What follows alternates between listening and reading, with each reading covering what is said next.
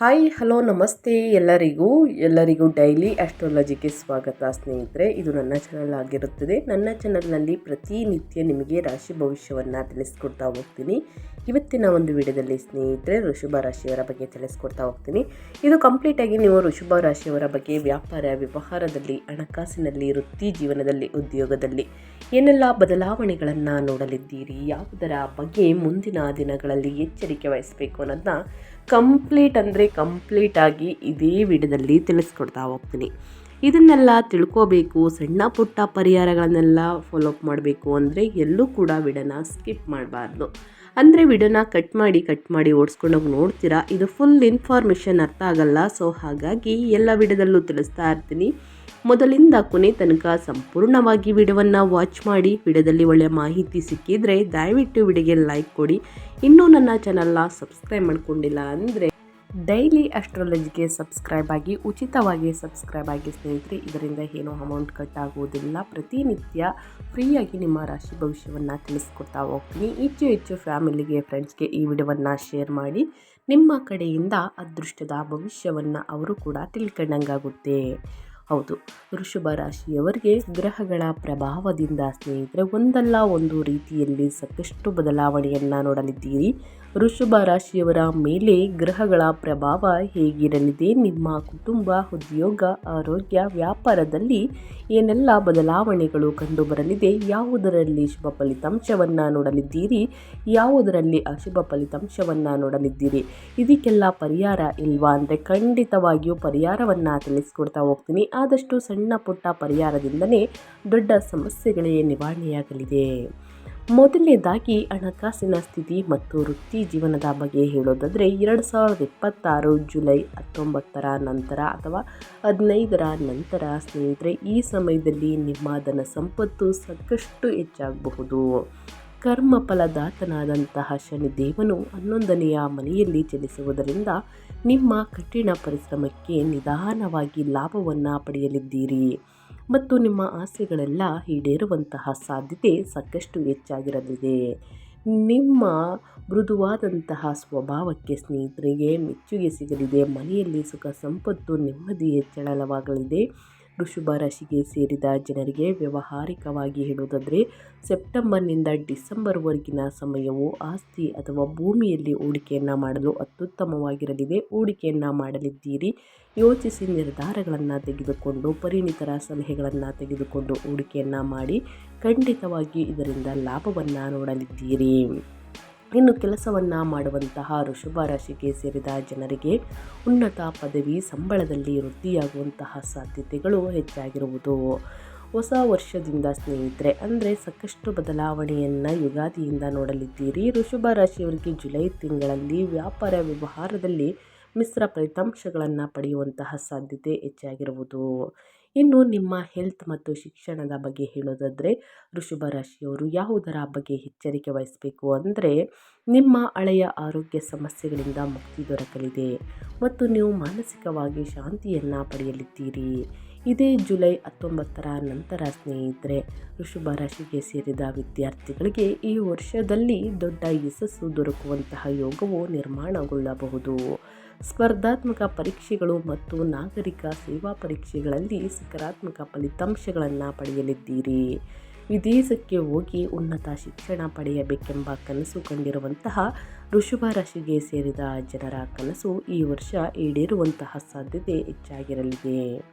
ಶೈಕ್ಷಣಿಕವಾಗಿ ಜುಲೈ ತಿಂಗಳ ನಂತರ ವೃಷಭ ರಾಶಿಗೆ ಸೇರಿದ ಜನರಿಗೆ ಬಹಳ ಅನುಕೂಲಕರವಾಗಿರಬಹುದು. ಈ ದಿನದಿಂದ ವೃಷಭ ರಾಶಿಗೆ ಸೇರಿದ ಜನರು ಉತ್ತಮ ಆರೋಗ್ಯವನ್ನು ಪಡೆಯುವಂತಹ ಸಾಧ್ಯತೆ ಹೆಚ್ಚಾಗಿರಲಿದೆ. ಇನ್ನು ನಿಮ್ಮ ಪ್ರೇಮ ಜೀವನ ಹೇಗಿರಲಿದೆ, ವೈವಾಹಿಕ ಜೀವನ ಹೇಗಿರಲಿದೆ, ಕುಟುಂಬದಲ್ಲಿ ಏನಾದರೂ ಬದಲಾವಣೆಗಳು ಕಂಡುಬರಲಿದೆಯಾ, ಇನ್ನು ನಿಂತು ಹೋಗಿದ್ದಂತಹ ಶುಭ ಕಾರ್ಯಗಳು ಆಯೋಜಿಸಲಾಗುತ್ತದಾ ಅಥವಾ ಮನೆಗೆ ಸ್ನೇಹಿತರೆ ಯಾವುದಾದ್ರೂ ಹೊಸ ವ್ಯಕ್ತಿಯ ಆಗಮನವಿದೆಯಾ, ಸಂತಾನ ಬಗ್ಗೆ ಇದೆಯಾ ಅನ್ನೋದನ್ನ ನೋಡೋದಾದರೆ ಸ್ನೇಹಿತರೆ ಜುಲೈ 21ರವರೆಗೆ ಗುರುಗ್ರಹವು ನಿಮ್ಮ ಜಾತಕದ 2ನೇ ಮನೆಯಲ್ಲಿ ಚಲಿಸುವುದರಿಂದ ಕುಟುಂಬದಲ್ಲಿ ಸಂತೋಷ ಮತ್ತು ಸಾಮರಸ್ಯ ನೆಲೆಸುವುದು.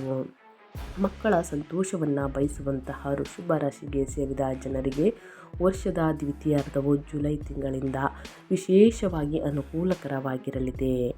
ಈ ಅವಧಿಯಲ್ಲಿ ನಿಮ್ಮ ಪ್ರೇಮ ಸಂಬಂಧವು ಇನ್ನಷ್ಟು ಬಲಗೊಳ್ಳುವುದು ಮತ್ತು ವಿವಾಹಕ್ಕಾಗಿ ಹೊಸ ಪ್ರಸ್ತಾಪಗಳು ದೊರಕಲಿದೆ. ಆದರೆ ಯಾರ ಮೇಲೆಯೂ ಕೂಡ ಅತಿಯಾದ ನಂಬಿಕೆಯನ್ನು ಹೊಂದದಂತೆ ಕಾಳಜಿ ವಹಿಸಬೇಕು. ಈ ವರ್ಷ ಸ್ನೇಹಿತರೆ, ವೃಷಭ ರಾಶಿಗೆ ಸೇರಿದ ಜನರ ಪ್ರೇಮ ಜೀವನದಲ್ಲಿ ಮಿಶ್ರ ಫಲಿತಾಂಶವನ್ನು ಪಡೆಯುವಂತಹ ಸಾಧ್ಯತೆ ಇರಲಿದೆ. ಇನ್ನು ಅವಿವಾಹಿತರಿಗೆ ಮದುವೆ ಪ್ರಸ್ತಾಪಗಳು ಬರಬಹುದು. ಅಡಚಣೆಯಿಂದ, ತೊಂದರೆಯಿಂದ, ಸ್ನೇಹಿತರೆ ಸಮಸ್ಯೆಗಳಿಂದ, ಇನ್ನು ಎರಡು ಕುಟುಂಬದ ಮನಸ್ತಾಪಗಳಿಂದ ಸ್ನೇಹಿತರೆ ನಿಂತು ಹೋಗಿದ್ದಂತಹ ಶುಭ ಕಾರ್ಯಗಳು ಮತ್ತೆ ಪ್ರಾರಂಭಗೊಳ್ಳಲಿದೆ.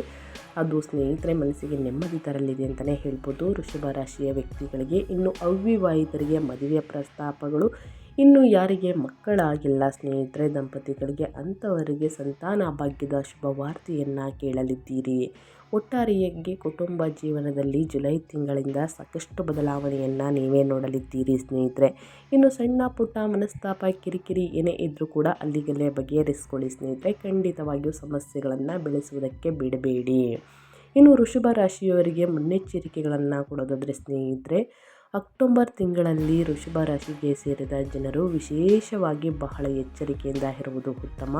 ಹೊಸ ಸಂಬಂಧಗಳಲ್ಲಿ ಸರಿಯಾಗಿ ಯೋಚಿಸಿದ ನಂತರ ನಂಬಿಕೆಯನ್ನು ಹೊಂದುವುದು ಉತ್ತಮ. ಇಲ್ಲದಿದ್ದರೆ ಮೋಸ ಉಂಟಾಗಬಹುದು. ಈ ವರ್ಷ ವೃಷಭ ರಾಶಿಗೆ ಸೇರಿದ ಜನರು ನಿಯಮಿತವಾಗಿ ಸೂರ್ಯನಿಗೆ ಅರ್ಘ್ಯವನ್ನು ಅರ್ಪಿಸಿ ಮತ್ತು ಶಿವ, ಪಾರ್ವತಿ ಮತ್ತು ಹನುಮಂತನನ್ನು ಶ್ರದ್ಧಾ ಭಕ್ತಿಯಿಂದ ಪೂಜಿಸಿ. ಈ ಅವಧಿಯಲ್ಲಿ ಹಣಕಾಸಿನ ವಿಷಯವಾಗಿ ಬಹಳ ಜಾಗರೂಕರಾಗಿರಿ ಮತ್ತು ಅನಗತ್ಯ ಅಪಾಯಗಳನ್ನು ತಪ್ಪಿಸಿ. ನಿಯಮಿತವಾಗಿ ವ್ಯಾಯಾಮವನ್ನು ಮಾಡುವುದು, ಸಮತೋಲಿತ ಆಹಾರದ ಮೂಲಕ ಆರೋಗ್ಯಕ್ಕೆ ಹೆಚ್ಚಿನ ಆದ್ಯತೆ ನೀಡಿ. ಹೊರಗಿನ ತಿಂಡಿ ತಿನಿಸುಗಳನ್ನು, ಜಂಕ್ ಫುಡ್ನಿಂದ ಅವಾಯ್ಡ್ ಮಾಡಿ ಸ್ನೇಹಿತರೆ. ಇದರಿಂದ ನಿಮ್ಮ ಆರೋಗ್ಯದಲ್ಲಿ ಸಾಕಷ್ಟು ಸಮಸ್ಯೆಗಳು ಉದ್ಭವಿಸಬಹುದು. ಸೊ ಹಾಗಾಗಿ ನಿಮ್ಮ ಆರೋಗ್ಯದ ಕಡೆ ಅತಿ ಹೆಚ್ಚಾಗಿ ಗಮನವನ್ನು ಕೊಡಿ ಅಂತ ಹೇಳ್ತಾ, ಇನ್ನು ತಪ್ಪು ತಿಳುವಳಿಕೆಗಳನ್ನು ದೂರ ಮಾಡಲು ಸಂಬಂಧಗಳಲ್ಲಿ ಮುಕ್ತ ಸಂವಹನವನ್ನು ಹೊಂದುವುದು ಮುಖ್ಯ. ಇನ್ನು ಪರಿಹಾರವನ್ನು ಯಾವ ರೀತಿ ಮಾಡಬೇಕು, ಆದಷ್ಟು ಸಣ್ಣ ಪುಟ್ಟ ಪರಿಹಾರದಿಂದ ದೊಡ್ಡ ಸಮಸ್ಯೆಗಳ ನಿವಾರಣೆಯಾಗಲಿದೆ ಅನ್ನೋದನ್ನ ಕೇಳೋದಾದರೆ, ನೀವು ನಿಮ್ಮ ಆರೋಗ್ಯದ ಮೇಲೆ ಹೆಚ್ಚಿನ ಗಮನ ಹರಿಸುವುದು ಅವಶ್ಯಕ ಮತ್ತು ಮಹಾಮೃತ್ಯುಂಜಯ ಮಂತ್ರವನ್ನು ಪಠಿಸುವುದು ಪ್ರಯೋಜನಕಾರಿಯಾಗಿರುವುದು.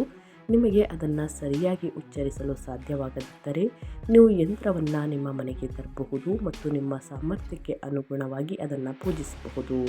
ನೀವು ಜೀವನದಲ್ಲಿ ಸಮಸ್ಯೆಯನ್ನು ಎದುರಿಸುತ್ತಿದ್ದರೆ ನಿಯಮಿತವಾಗಿ ಶಿವ ದೇವಾಲಯಕ್ಕೆ ಭೇಟಿ ನೀಡುವುದು ಒಳ್ಳೆಯದು. ಇದು ನಿಮ್ಮ ತೊಂದರೆಗಳಿಂದ ಸ್ವಲ್ಪ ಪರಿಹಾರವನ್ನು ನೀಡುತ್ತದೆ. ಈ ಅವಧಿಯಲ್ಲಿ ಮಹಾಲಕ್ಷ್ಮೀ ದೇವಿಯನ್ನು ಪೂಜಿಸಿ ಮತ್ತು ಮಹಾಲಕ್ಷ್ಮಿಯ ಸ್ತೋತ್ರವನ್ನು ಹೇಳುವುದು. ಓಂ ಶ್ರೀ ಮಹಾಲಕ್ಷ್ಮಿ ನಮಃ ಎಂಬ ಮಂತ್ರವನ್ನು ಹೇಳಿ ಮತ್ತು ಶ್ರೀ ಸೂಕ್ತವನ್ನು ಪಠಿಸಿ. ಈ ಸಮಯದಲ್ಲಿ ದತ್ತಾತ್ರೇಯ ಆರಾಧನೆಯನ್ನು ಮಾಡಬೇಕಾಗುವುದು ಸ್ನೇಹಿತರೆ. ಖಂಡಿತವಾಗಲೂ ಸ್ನೇಹಿತರೆ ಸಮಸ್ಯೆಗಳು ನಿವಾರಣೆಯಾಗಲಿದೆ.